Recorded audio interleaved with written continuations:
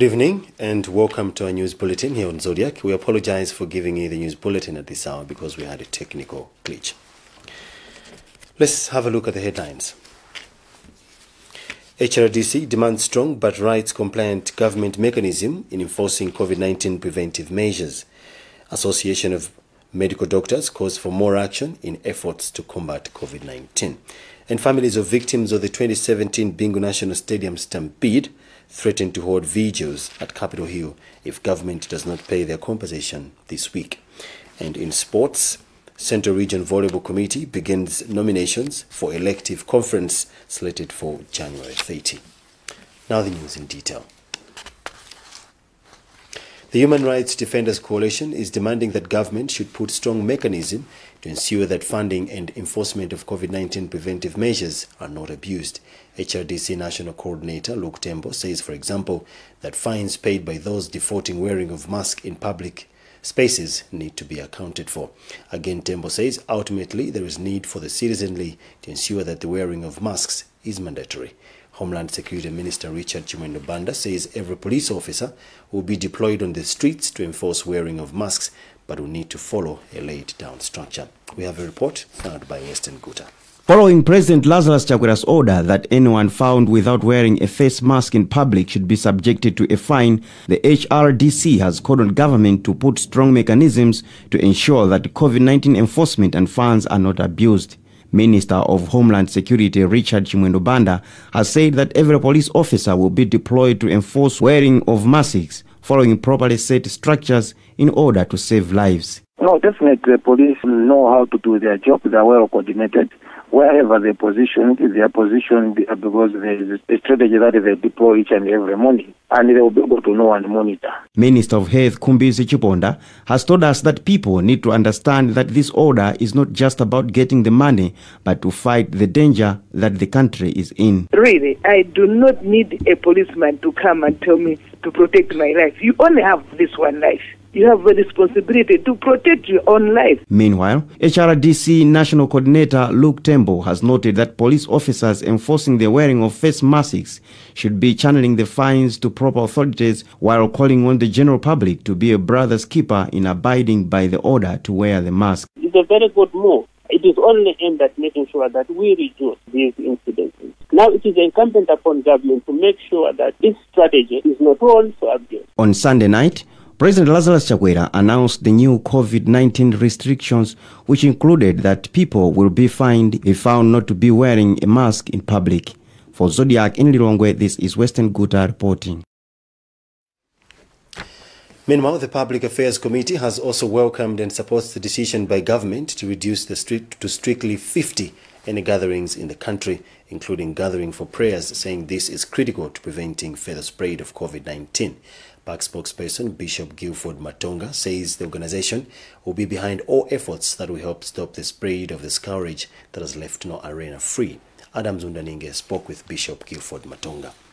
He does appreciate the president's statement concerning gathering as well as the other areas that were stipulated in his speech last night. The issue is that this time around, the numbers of people contracting the coronavirus is increasing drastically. And we are seeing quite a number of people, even within our own safe circles, contracting the virus and getting sick and even dying. Meanwhile, Publicity Secretary for the Muslim Association of Malawi, Sheikh Dina Chabulika, has asked government to consider organizing special day of prayers.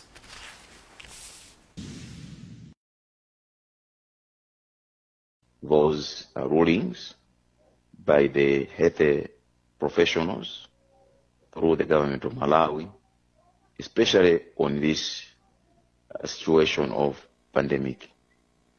Very difficult.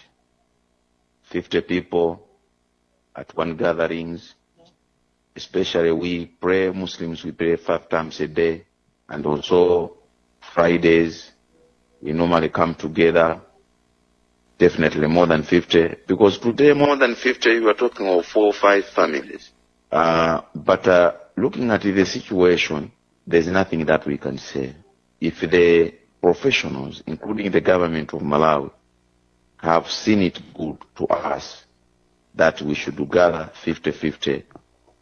I think our people will follow the rulings, will follow those precaution measures, and they'll try to follow them.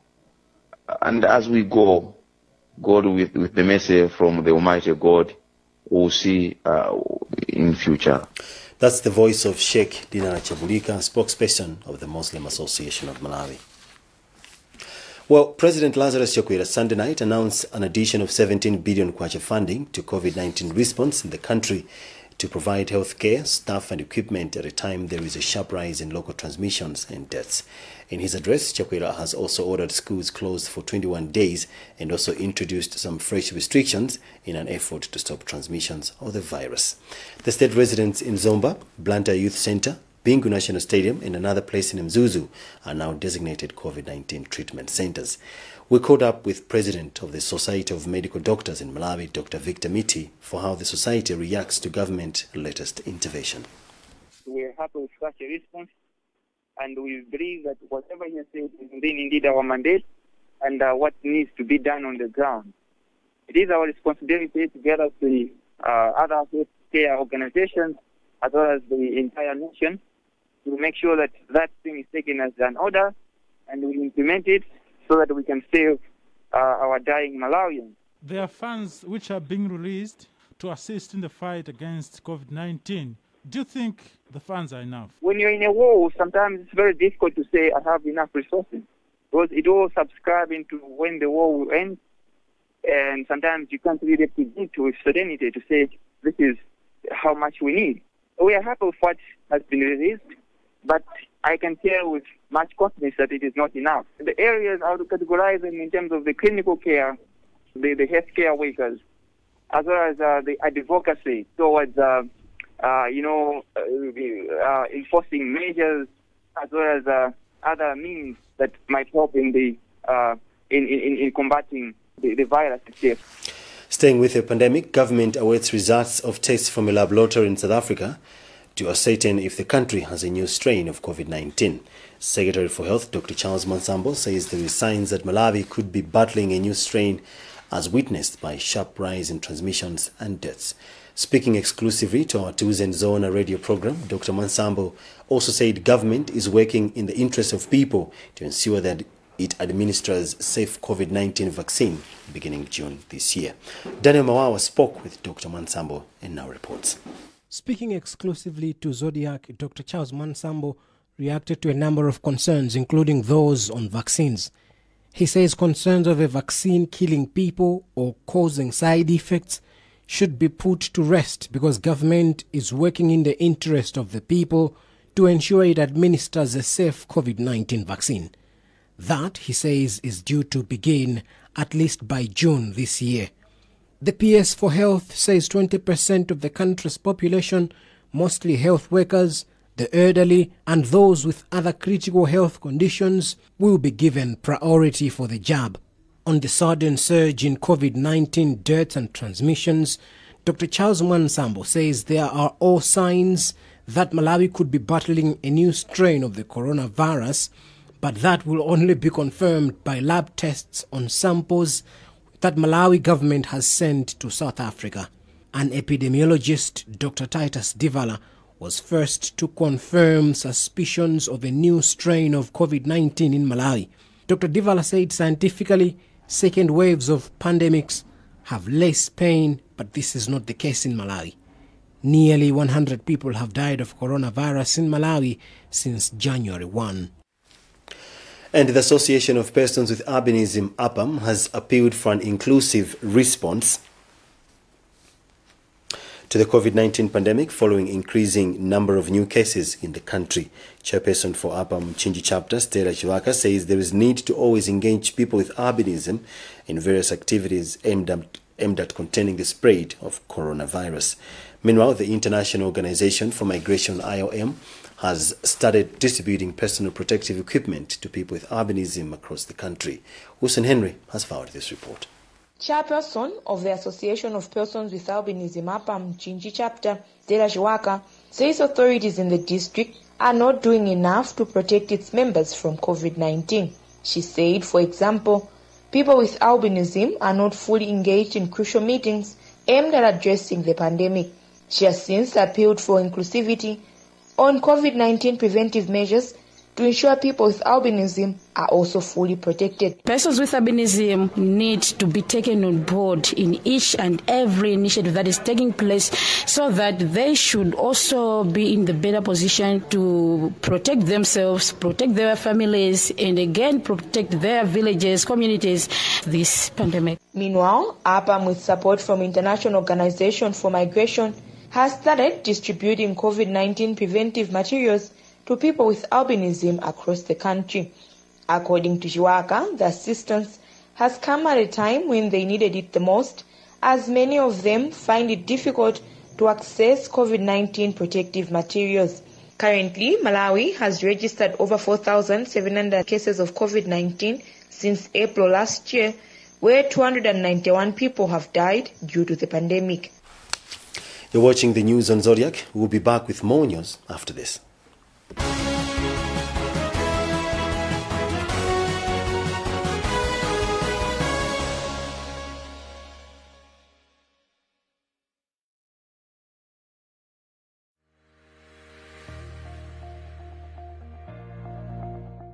Precious things have a secret formula. While John is busy trying to impress, James discovered Tangu's secret.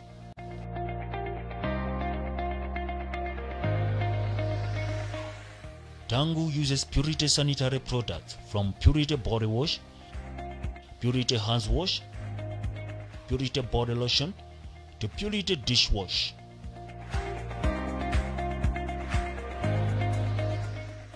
After a week of using Purity sanitary products, James won the heart of Tangu. Use Purity sanitary products.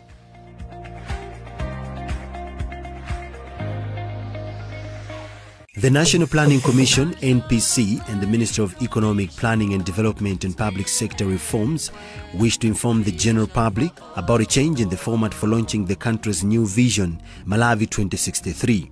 In view of the recent spike in COVID-19 cases in the country, government has directed that the launch be changed from a physical one to a virtual platform. The MW 2063 will be launched by the President, His Excellency Dr. Lazarus Makathi Chakwera, on Tuesday 19th January 2021 from 9 a.m. The President and a few selected officials will formally launch the MW 2063 from Kamuzu Palace in Lilongwe, while all other distinguished and invited guests and members of the general public will follow the proceedings through various digital platforms such as Zoom and Facebook live streaming, as well as live coverage on all major radio and TV stations in the country. Malawi 2063 for an exclusively wealthy and self-reliant nation. Malawi 2063 dziko lodzidalira komanso lotukuka pachuma mokomera aliyense. For further information, contact NPC Public Relations and Communications Manager Tom Kanje on mobile phone 08888 79329 or email tkanje@npc.mw.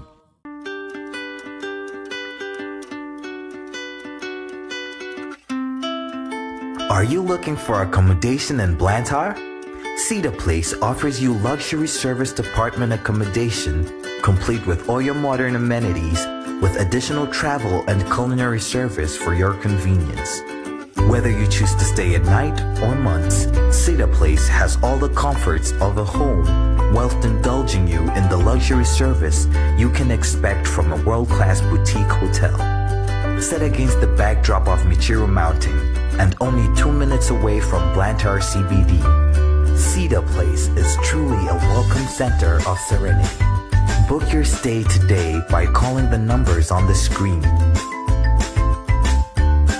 Cedar Place, definitive style, complete comfort.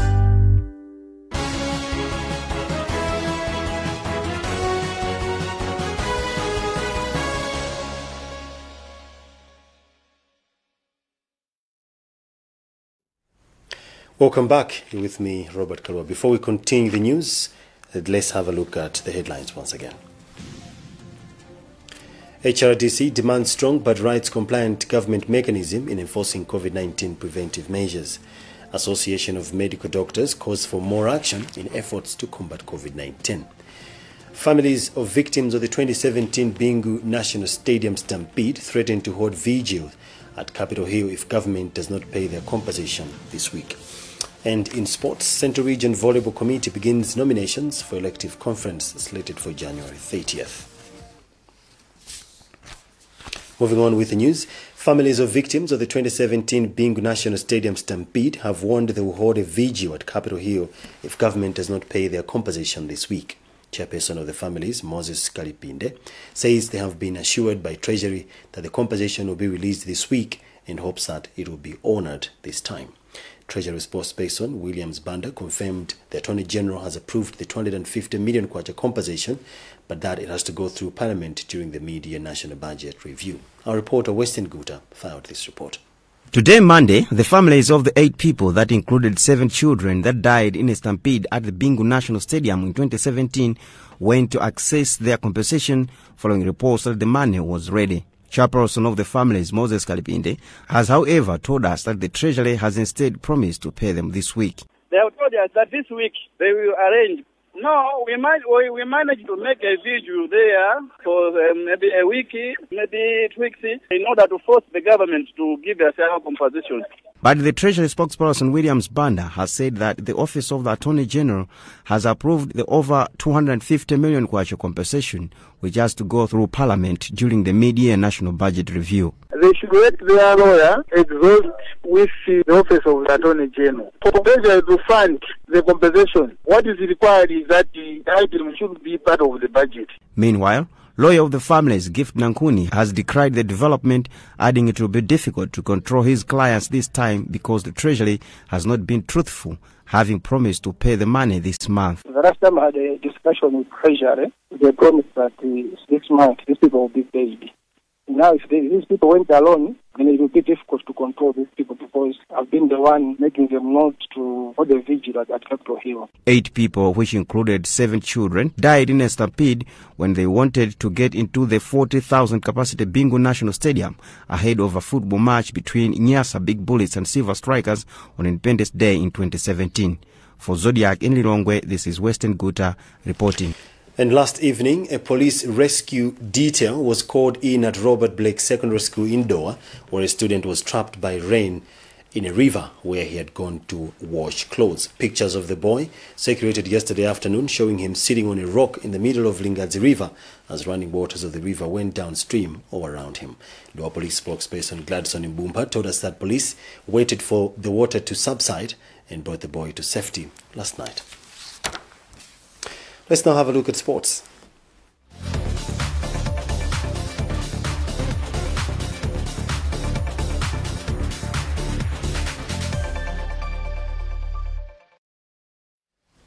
Central Region Volleyball Committee has set January 30th for its elective annual general meeting, where they're expected to usher in a new office bearers.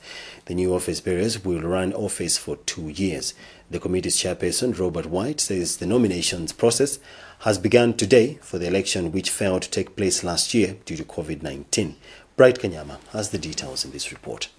Central Region Volleyball Committee has been in office for 1 extra year despite the expiry of their mandate. This follows the postponement of the elective annual general meeting in February 2020 due to the coronavirus situation then. Following pressure from stakeholders, the committee has resolved to reschedule the elections to 30th January at Bingu National Stadium in Lilongwe. CRVAO chairperson Robert White told us that all positions in the committee will be contested for and that the nomination period will run from today 18th to 29th January 2021. However, White confirmed to us that he will not seek re-election as he wants to concentrate on his position at Volleyball Association of Malawi as Vice President. The elections were supposed to take place in February 2020, but we failed because of the situation that we were facing then. We've now thought of holding the elective annual general meeting. And we've circulated nomination forms where we expect people to nominate names of the people that they would want to compete on the various positions. In going for the elective annual general meeting, we expect that the people are going to conduct themselves orderly and are going to identify people that can really promote the sport, because most of us who are there are not going to stand for any position. Other notable names that will not contest during the election are the current General Secretary Dr. Tasisio Chikaunda and McGodwin Mangani, the current Publicity Secretary. The positions of Chairperson and Vice, General Secretary and Vice, Treasurer, Publicity Secretary and 10 committee members are up for grabs. For Zodiac, this is Bright Kanyama.